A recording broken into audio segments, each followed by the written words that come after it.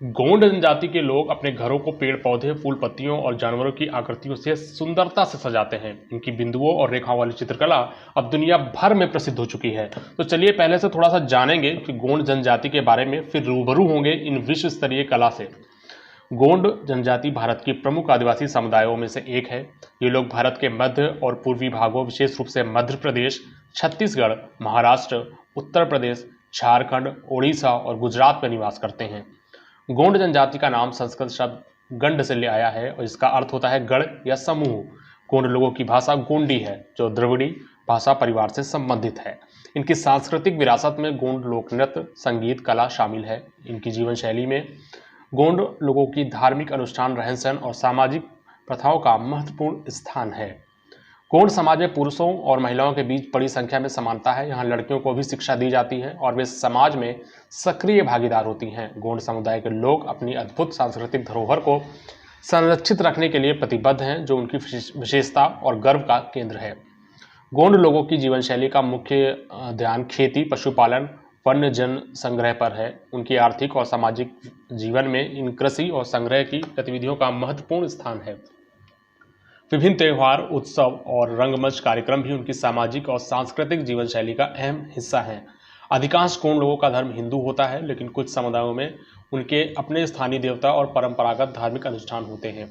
वे अपनी भाषा, संस्कृति और परंपराओं को संरक्षित रखने के लिए प्रतिबद्ध हैं और अपनी अनुभूतियों को समृद्ध करने के लिए योगदान करते हैं। तो ये थी कुछ अहम बातें गोंड जनजाति से जुड़ी हुई। आइए अब बात करते हैं गोंड चित्रकला की। ये टॉपिक काफ़ी अहम है, न सिर्फ जानकारी की दृष्टि से बल्कि प्रतियोगी परीक्षाओं के हिसाब से भी काफ़ी काम की वीडियो होने वाली है। तो पूरी जानकारी के लिए आप अंत तक वीडियो में बने रहिए। तो चलिए शुरू करते हैं। अभी देखिए, मार्च अप्रैल के महीने में जब फागुन के फूल बहार में हो, गोंड जनजाति की महिलाएं अक्सर एक पेड़ के नीचे हजारों की संख्या में बिखरे पड़े मनमोहक फूलों को बीनती हुई मिलेंगी। यह पेड़ इनके लिए रोजगार का साधन भी है, आराधना योग्य भगवान भी है, सांस्कृतिक धरोहर भी है, जो पीढ़ी दर पीढ़ी इनके जीवन को सजाती और संवारती चली आ रही है। यह विशेष वृक्ष है महुआ, जिसे गोंड आदिवासी एलिक्सिर ऑफ लाइफ या जीवन दायिनी मानते हैं। गोंड शब्द का अर्थ है हरा पहाड़। ये अपने घरों को पेड़ पौधों, फूल पत्तियों और जानवरों की आकृतियों से सजाते हैं। इनकी बिंदुओं और रेखाओं वाली चित्रकला अब दुनिया भर में प्रसिद्ध हो चुकी है। वैसे तो इनमें शेर, हिरण, तोते सभी चित्रित किए जाते हैं, पर जिस चीज़ को ये सबसे ज़्यादा दिखाते हैं वह है महुआ का पेड़।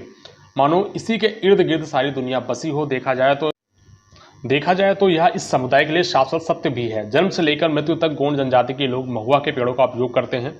उनके हर त्यौहार, हर पूजा, हर विशेष दिन में इसका एक महत्वपूर्ण स्थान है। बच्चे के जन्म के समय उसे महुआ का तेल लगाया जाता है। शादी के समय वर वधू महुआ के तने को पकड़कर उसके चारों ओर रस्में निभाते हैं और मेहमानों का आदर सत्कार भी महुआ से बनी शराब से ही किया जाता है। पेट की बीमारियों से लेकर हल्का बुखार होने पर भी महुआ इनके लिए हर रोगों का इलाज है। इस वृक्ष को कभी भी काटा नहीं जाता, बल्कि गोंड आदिवासी इसे धन संपत्ति के समान अपनी आगे आने वाली पीढ़ियों के लिए छोड़ कर जाते हैं।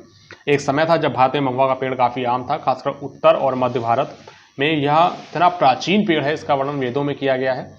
चरक संहिता में भी इसके औषधीय गुणों का उल्लेख है। कालिदास ने यह भी लिखा है कि माँ पार्वती महुआ के बने फूलों का हार पहनती हैं। महुआ के फूलों की अनूठी बात यह है कि ये रात में खिलते हैं और सुबह तक मुरझा जाते हैं। पेड़ के नीचे बिखरे हुए फूलों की महक दूर तक जाती है, जिससे चमगादड़, जंगली कबूतर, स्लोथ, भालू आदि जैसे पशु पक्षी इनकी ओर खींचे चले आते हैं।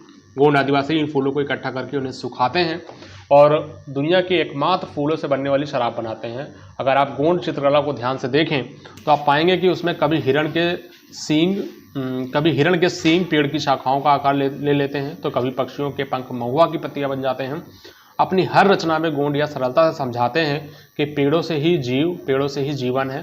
तो दोस्तों, ये थी गोंड चित्रकला व गोंड जनजाति से जुड़ी कुछ अहम बातें, और उम्मीद करते हैं आपको वीडियो अच्छी लगी हो। हमें कमेंट्स में ज़रूर बताएं इस वीडियो के बारे में। मिलते हैं नए वीडियो में।